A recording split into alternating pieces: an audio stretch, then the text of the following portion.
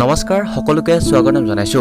আপোনালোকে হয়তো গমেই পায় যে যোৱা কেইদিনমান আগত জুবলি বৰুৱাই কৰোনাত আক্ৰান্ত হৈ চিকিৎসাধীন হৈ থকা খবৰটো আপোনালোকক দিছিলো। আৰু জুবলি বৰুৱাই এতিয়া অসমবাসীৰ পৰা এক সহায় বিচাৰি ফেচবুকত এনেদৰে লিখিছে।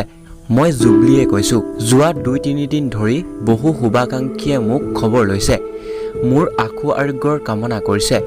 ইউটিউব আৰু বিভিন্ন মাধ্যমসমূহত মোৰ অনুৰাগীসকলে পঠিওৱা শুভেচ্ছাবোৰে মোক মনত বৰকৈ সাহস দিছে। আৰু লগতে জুবলি বৰুৱাই অসমবাসীৰ পৰা আশীৰ্বাদ বিচাৰিছে যাতে সকলোৰে আশীৰ্বাদত সোনকালেই সুস্থ হৈ উঠে।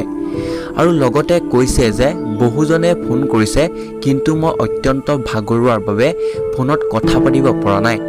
যিহেতু আজি যথেষ্ট গা আৰু মূৰৰ বিষ, কিন্তু অক্সিজেনৰ পৰিমাণ দেহত ঠিকেই আছে, সেয়েহে সকলোকে চিন্তা নকৰিবলৈ কৈছে জুবলিয়ে।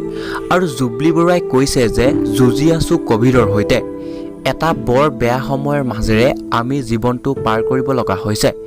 নাজানো কোনে কাক কোন মুহূৰ্তত হেৰুৱাওঁ। এই সময়ত ইজনে সিজনক ধৰাৰ সময়। আৰু শেষত আমিও ভগৱানৰ ওচৰত প্ৰাৰ্থনা জনাইছোঁ যাতে অতি সোনকালে আপুনিও সুস্থ হৈ উঠে।